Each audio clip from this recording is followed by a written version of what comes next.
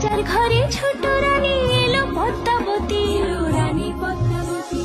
রাজার আরো 6টি রানীর ছিল না সন্তান, পদ্মাবতীর কোলালোতে মিলল সমাধান। বছর যেতে জন্ম নিল 7 ছেলে 1 মেয়ে, হয় খুশির আকাশ হঠাৎ কালো মেঘে গেল ছেয়ে।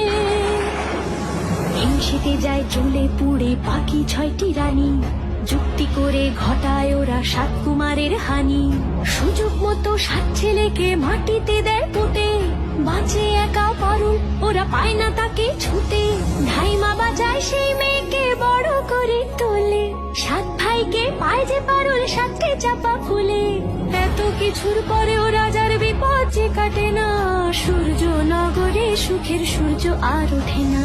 হিংসা বিবাদ বিচ্ছেদ আর প্রেমের কাহিনীতে পারুল বোন কি পারবে 7 ভাই চম্পাকে জাগাতে।